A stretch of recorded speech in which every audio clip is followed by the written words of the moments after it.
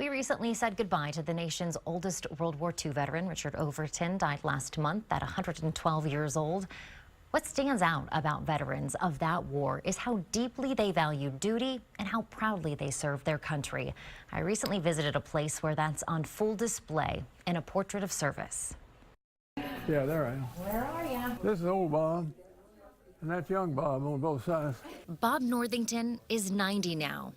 The World War II veteran's portrait hangs at Belmont Village in Westlake, where he lives. Several people said, "I saw your picture," and I said, well, "Hope it wasn't in the post office." They said, no, it's on the wall here. So I hunted it up and found it, and they had done a good job. Can you think about your war experience while I photograph you? Yeah, I can give you a little history of it. Photographer Tom Sanders travels the country photographing veterans. I never retouch any of the wrinkles out. I use really dramatic lighting. His portraits were published in a coffee table book in 2010. Now many more hang on the walls of senior living facilities. They want to see themselves as young, which is really interesting to me, because even at 90 years old, they still want to feel youthful. Northington was 17 when he enlisted in the Army in San Angelo. He was stationed in Korea at the end of World War II. Were you scared at all? No. No?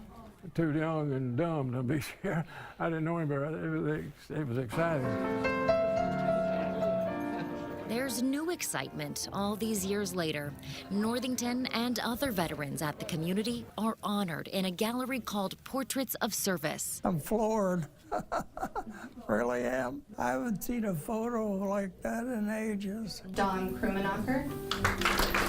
92-year-old Don Krummenacher says he didn't even recognize his portrait at first, even though he's wearing the same jacket he wore in the Army more than 70 years ago. I didn't know if I'd still fit, and it fit, but you can't button it.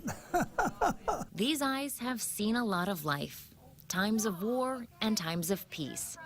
Now, all eyes are on them. And the newest addition to the gallery has a connection to KXAN. This is Alan Rosenberg. He was an Army psychiatrist from about 1944 to 1948, and he just so happens to be meteorologist David Yeoman's grandfather. His family tells us Rosenberg was stationed in Battle Creek, Michigan and Pasadena, California.